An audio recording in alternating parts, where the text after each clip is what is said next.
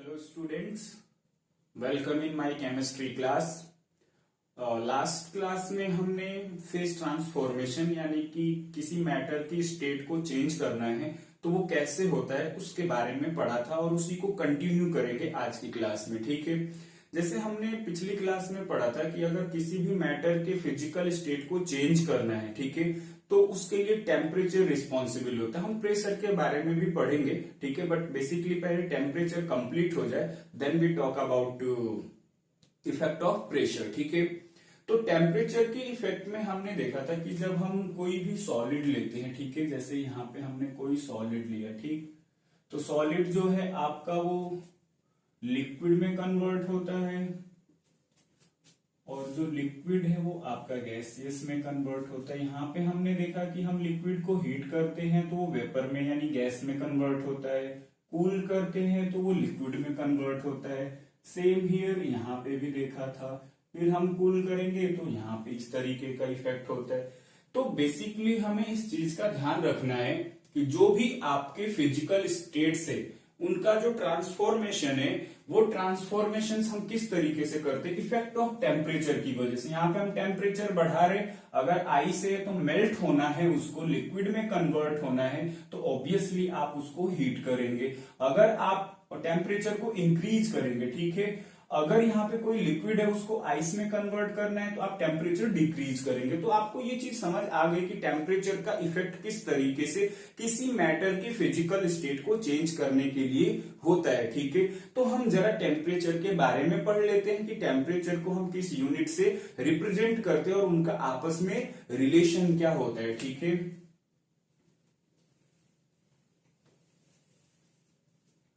तो हम यहाँ पे पहले टेम्परेचर के रिलेशन में रिलेशन देखेंगे। Relation between degree Celsius to Kelvin. Degree Celsius and Kelvin में क्या रिलेशन है, ठीक है, कि अगर हमें कोई टेम्परेचर, जैसे मैंने आपको बोला कि वाटर जो है आपका 0 डिग्री सेल्सियस पे फ्रीज हो जाता है और 100 डिग्री सेल्सियस पे आपका वो बॉइल होता है, ठीक है, वेपर में कन्वर्ट होता है। तो इनका केल्विन में क्या मीनिंग होगा, केल्विन में हम इनको कैसे रिप्रेजेंट करेंगे। ठीक है, तो बहुत सिंपल है, सिंपल तरीके से हमें यहाँ पे समझना है, इनको ज्यादा डिफिकल्ट नहीं बनाना है। जैसे सपोज यहाँ पे हमने बोला एक फॉर्मूला यहाँ पे लिखते हैं हम पहले, T degree Celsius equals to 273.15 plus T degree Celsius यहाँ पे केल्विन। के है आपका केल्विन, ठीक है, टेम्परेचर की यूनिट है, ऐसा ही यूनिट है केल्विन। ठीक है, तो हम यहाँ पे बेसिकली देखते हैं कि जब हमें किसी भी टेम्परेचर को केल्विन में चेंज करना है, डिग्री सेल्सियस टू केल्विन, कैसे चेंज करेंगे, बहुत सिंपल है। आप यहाँ पे 273.15 लिखा हुआ है, ठीक है, क्योंकि ये आपका एग्जैक्ट वैल्यू है, लेकिन हम ज्यादातर यूज करेंगे 273, ठीक है, ओनली 273। सपोज जैसे मैंने आपको बोला कि 10 डिग्री सेल्सियस टेम्परेचर है, ठीक है, कितना डिग्री सेल्सियस टेम्परेचर है, 10 डिग्री सेल्सियस टेम्परेचर है, हमें उसको केल्विन में चेंज करना है। तो आप क्या करेंगे, जब आपको 10 डिग्री सेल्सियस टेम्परेचर को चेंज करना है तो आप यहाँ पे लिखेंगे 273.15 को लीव कर सकते हैं, आप स्किप कर सकते हैं, ठीक, और डिग्री सेल्सियस कितना है, 10 डिग्री सेल्सियस केल्विन, तो इनको ऐड कर देंगे 283 केल्विन, यानी कि 10 डिग्री सेल्सियस आपका कितने केल्विन के इक्विवेलेंट होगा, 283 केल्विन के इक्विवेलेंट होगा। Is it clear? तो इस तरीके से कुछ चेंजिंग्स मैं आपको बता देता हूं कि किस तरीके से चेंजेस करेंगे। ठीक है, तो देख लेते हैं कुछ एग्जांपल्स इसके। और जैसे सपोज मान लीजिए आपको चेंज करना है 25 डिग्री सेल्सियस, 100 डिग्री सेल्सियस, ठीक है, 300 डिग्री सेल्सियस, 1000 डिग्री सेल्सियस, ठीक है, इस तरीके के चेंजेस हमें करने। कुछ माइनस में भी हम ले सकते हैं, जो भी आपको लेना है। सपोज मान लीजिए -10 डिग्री सेल्सियस है आपका, -73 डिग्री सेल्सियस है आपको। इन डिग्री सेल्सियस को हमें केल्विन में चेंज करना है। समझ में आ रही है बात? क्या करना है, किस में चेंज करना है, केल्विन में चेंज करना है। तो आपको सीधा सीधा यहाँ पे क्या करना है, 273 प्लस 25, जितना भी इसका सम होगा 298 kelvin. Is it clear? Same यहां पे वैसे ही करेंगे, 273 प्लस 100 यानी कि 373 kelvin. Is it clear? Again here 273 plus 300 you get here 573 kelvin. ठीक, यहां पे ऐड करेंगे 273 प्लस 1000, बताओ कितना होगा? तो ये हो जाएगा 1273 केल्विन। ठीक है, तो इसका मतलब ये है कि जब डिग्री सेल्सियस में हमें टेम्परेचर गिवन होगा और उसको केल्विन में चेंज करना है तो हम उसमें 273 का सम कर देते हैं। ठीक, वैसे यहां पे समझिएगा जरा, 273, अब जो टेम्परेचर था यहाँ पॉजिटिव साइन का था, अब ये टेम्परेचर निगेटिव का है तो हम यहाँ पे निगेटिव साइन लिखेंगे। ठीक है, जब सब्ट्रैक्ट करोगे कितना केल्विन हो जाएगा बच्चे? 263 kelvin. Is it clear? Similarly here 273 minus 73, again you get 200 Kelvin. So I think you understood, if any temperature is given, how it will be converted into degree Celsius to Kelvin. Clear है सबको? Okay. Note down कर सकते हैं आप। इसके बाद अगर suppose मान लीजिए आपको रिवर्स केस दे दिया गया, केल्विन को डिग्री सेल्सियस में चेंज करना है। ठीक है, केल्विन से आपको डिग्री सेल्सियस में कन्वर्ट करना है। जैसे मान लीजिए मैंने बोला 298 केल्विन टेम्परेचर आपको दे दिया गया। ठीक है, कितना टेम्परेचर? 298 केल्विन, और बोला गया कि बताइए कितने डिग्री सेल्सियस के इक्विवेलेंट होगा। तो हमें कुछ नहीं करना, इस 298 से आपको 273 क्या करना है? सब्ट्रैक्ट करना है। जितना आपका टेम्परेचर होगा वो कितने के इक्विवेलेंट होगा? अब ये डिग्री सेल्सियस के इक्विवेलेंट होगा। इतनी बात आई थिंक अब आपको समझ में आ गई होगी। ठीक है, तो हमें डिग्री सेल्सियस और केल्विन का ही यूज करना है, चाहे आप 9th में पढ़िए केमिस्ट्री, 10th में पढ़िए केमिस्ट्री, 11th में पढ़िए या 12th में पढ़िए। ठीक है, हर जगह जो टेम्परेचर की यूनिट बेसिकली यूज होगी वो केल्विन होगी। क्लियर है इतनी बात? तो अब आई थिंक अब आपको दोनों फॉर्मेट समझ आ गया कि डिग्री सेल्सियस टू केल्विन और केल्विन टू डिग्री सेल्सियस कैसे इंटरचेंज करेंगे। क्लियर? एक चीज और यहां पे मैं बता देता हूं, हालांकि उसका जो है कम यूज होता है। ठीक है, बहुत कम यूज होता है, तो उसको हमें किस तरीके से यूज करना है वो समझा देता हूं मैं। जैसे मान लीजिए डिग्री फॉरेनहाइट में कन्वर्ट करना है सेल्सियस को। ठीक है, तो डिग्री सेल्सियस जितना है उतना प्लस 9/5 इंटू 32। ठीक है, ये आपको प्लस 32। ठीक है, तो ये आपको फॉर्मूला यूज करना है कि अगर आपको डिग्री सेल्सियस फॉरेनहाइट में कन्वर्ट करना है डिग्री सेल्सियस को, तो हम इस तरीके से क्या कर सकते हैं? कन्वर्ट कर सकते हैं। ठीक है, तो इस चीज का आपको ध्यान रखना है। अगर कोई भी टेम्परेचर आपको गिवन है तो आप इसमें डिग्री सेल्सियस को यहाँ पे रख के सॉल्व कर सकते हैं। जैसे मान लो आपको 10 डिग्री सेल्सियस को फॉरेनहाइट में चेंज करना है। ठीक है, 10 डिग्री सेल्सियस को किस में चेंज करना है? फॉरेनहाइट में। तो आप यहाँ पे लिखोगे 10 इंटू 9/5 प्लस 32। ठीक है, यहाँ 5 2 जा 10, तो 2 9 जा 9 2 जा 18 प्लस 32, तो जितना भी इसका सम हो जाएगा आपका कितना हो गया? 50 फॉरेनहाइट। ठीक है, तो इस तरीके से आप इंटरचेंजिंग कर सकते। एक बार चेक कर लीजिए, 10 डिग्री सेल्सियस को आपको किस में चेंज करना था? फॉरेनहाइट में। तो 10 डिग्री सेल्सियस यहां लिखा हमने 9/5 प्लस 32। ठीक है, 5 2 जा 10 और 9 2 जा 18, 18 प्लस 32 50 फॉरेनहाइट। समझ में आ गई बात? तो ये आपको ध्यान रखना है, ये फॉर्मूला आपको ध्यान रखना है। ठीक, इसके बाद हम क्या करते हैं, ये तो हो गया हमारा टेम्परेचर का interchange, degree Celsius to Kelvin, Kelvin to degree Celsius, Fahrenheit अगर डिग्री सेल्सियस में है तो फॉरेनहाइट में। जैसे जब आपका फीवर का मेजरमेंट होता है तो जो थर्मामीटर होता है वो फॉरेनहाइट में मेजर करता है 98 के अप्रॉक्स। ठीक है, तो ये आप मेजरमेंट कर सकते हैं। ठीक, एक यहाँ पे हम थोड़ा सा डायग्राम टाइप का पढ़ेंगे जिसमें फेज ट्रांसफॉर्मेशन को रिप्रेजेंट करेंगे।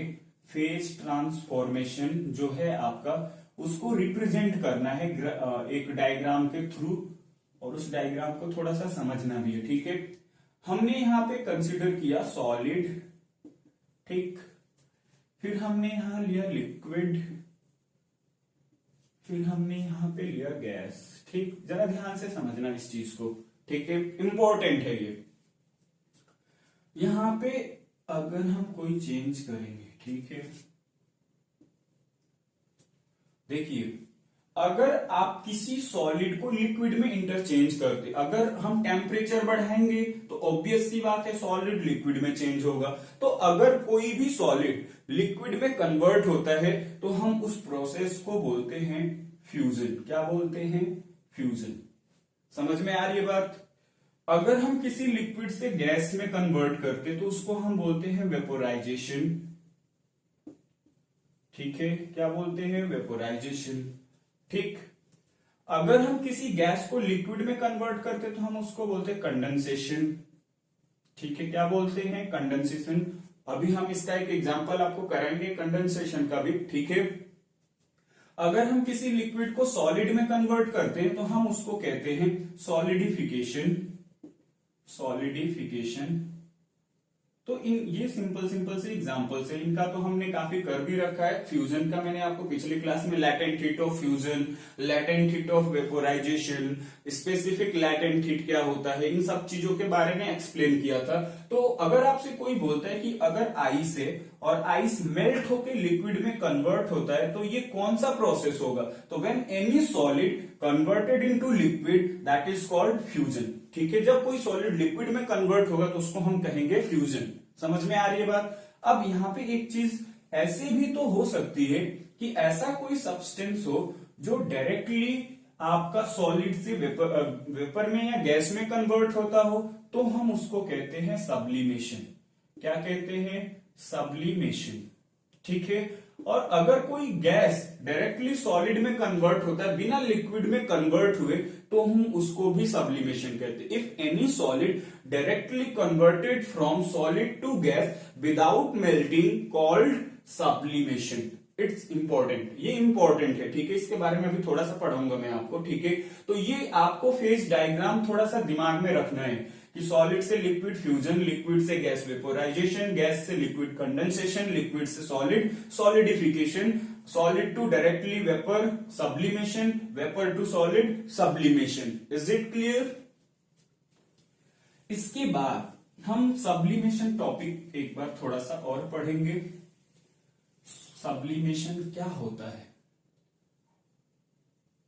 सब्लिमेशन,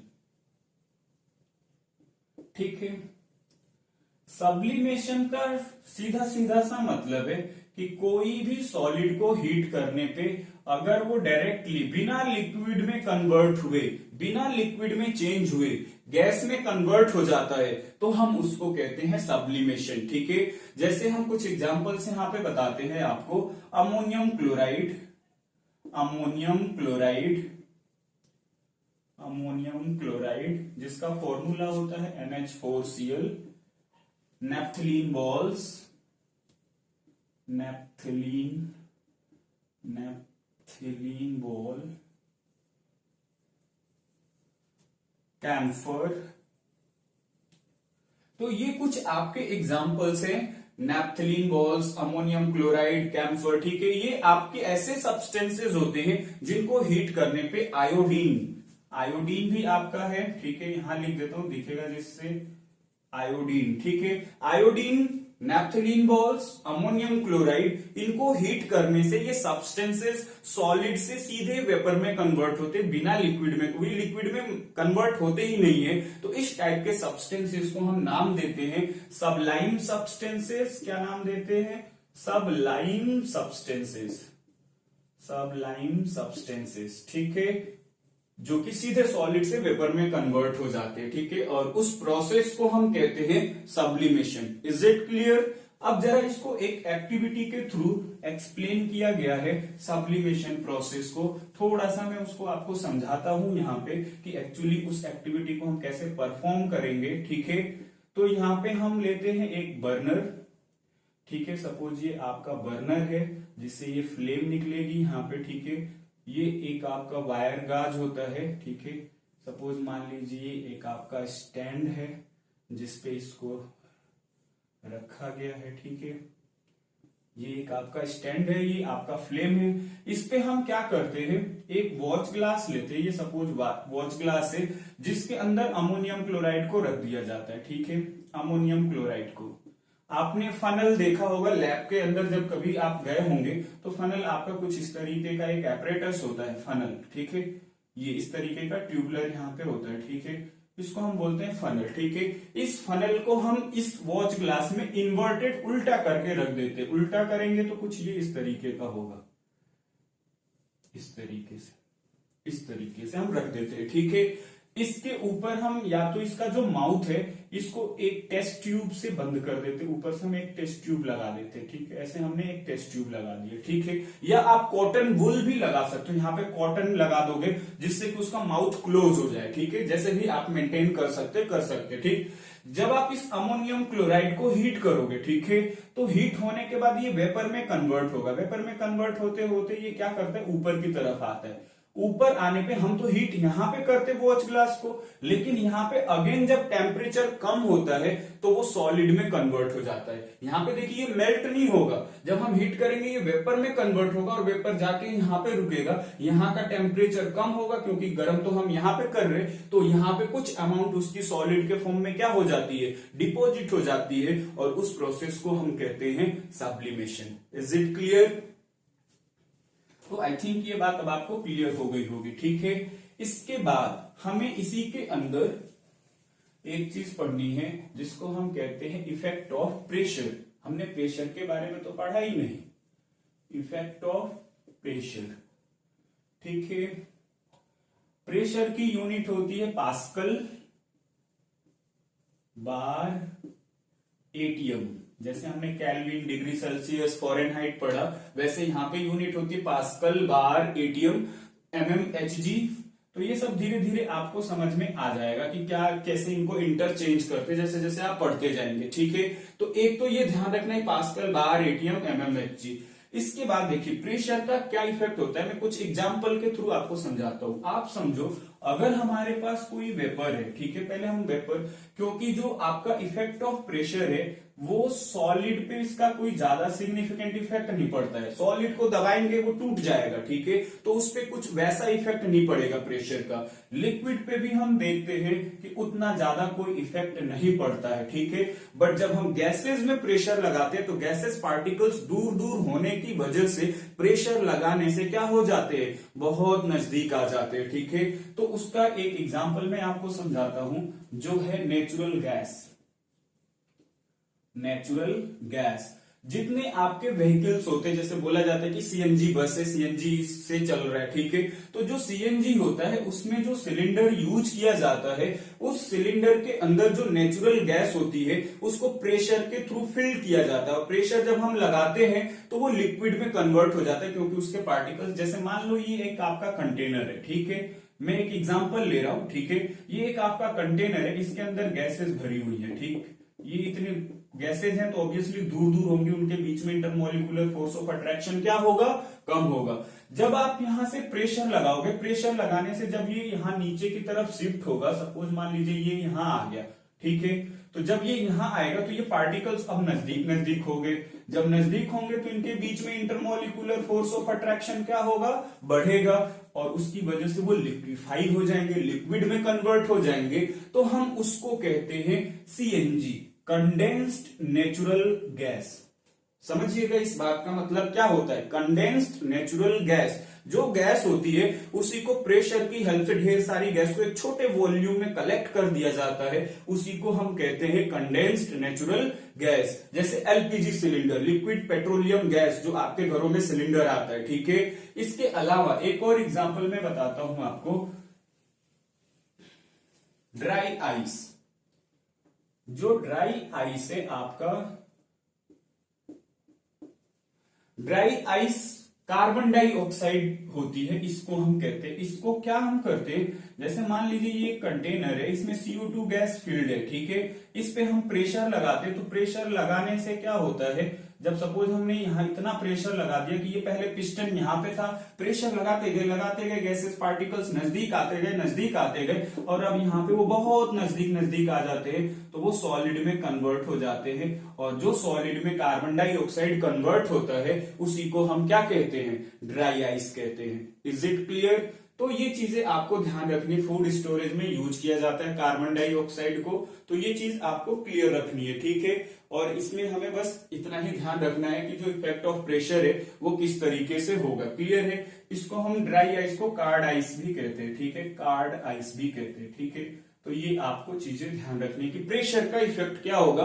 प्रेशर का इफेक्ट जो रैंडमली मूविंग पार्टिकल्स है उनको नजदीक लाएंगे, जिससे कि उसकी फिजिकल स्टेट या तो लिक्विड हो जाएगी या तो सॉलिड हो जाएगी। क्लियर है इतनी बात? तो ये रहा आपका effect of temperature and pressure. दोनों चीजें हमने देख ली कि प्रेशर से कैसे चेंज होगा और टेम्परेचर से कैसे चेंज होगा। मोस्ट जो सिग्निफिकेंट इफेक्ट होता है वो टेम्परेचर का होता है। Is it clear?